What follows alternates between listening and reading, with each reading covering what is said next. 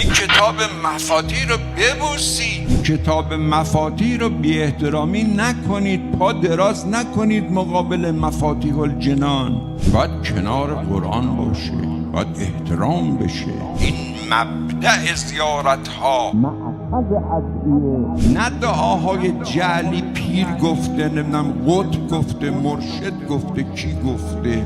مفاتیح از قول اهل بیت ادعیه آورد. این کتاب مفاتیح کتاب استغاثه است، استغاثه به حضرت. حالا چرا استغاثه؟ یه جوونی الان پا میشه میگه آقا چرا؟ چی استغاثه به امام زمان؟ این شرکه. باید به خدا استغاثه بکنی، از خدا کمک بخوای. نه شرک نیست. عجله نکن، شتاب نکن، آهسته آهسته حرکت کن، سوال کن، تحقیق کن، جذب وهابیت نشو. حالا جوابش واسطه. خدا اینا کرده مریض میشی پیش دکتر میری، خب همینجا بگو خدایا منو شفا بده، دکتر نرو. شما امر شدی پیش دکتر بری. بله خدا عنایت میکند به فکر دکتر، تشخیص صحیح میده، اونجا دعا میخواد بله، ولی پیش دکتر باید بری. وساطت در تشریع. شما نماز رو از کجا بلدی؟ نماز صبح، نماز ظهر، نماز عصر، مغرب، عشاء از کجا بلدی؟ وحی شده به شما؟ نه. جبرئیل آمده به شما گفته؟ نه. از کجا میگی؟ از خاتم الانبیا میگی، از علی مرتضی میگی، از امام مجتبی میگی، از سید الشهدا میگی، میای امام باقر، امام صادق. نماز این گونه باید باشد. وساطت در تشریع.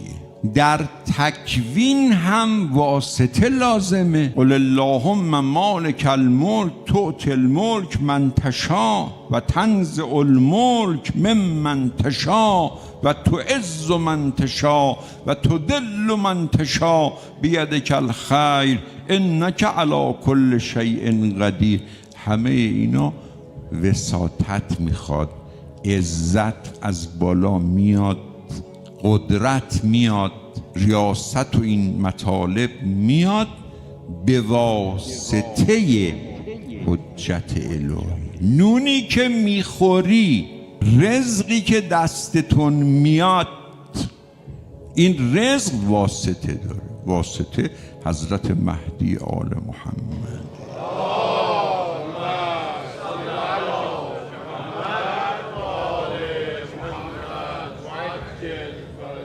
پس استغاثه به امام زمان شرک نیست، عین توحید. شما به وساطت امام زمان میتونی برسی به لطف خدا، لطف خدا برسه به شما با واسطه.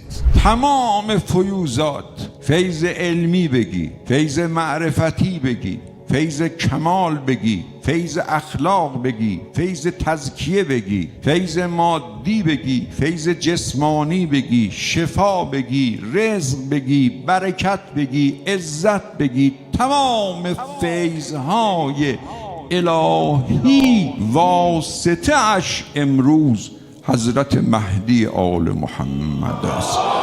صلی الله تعالی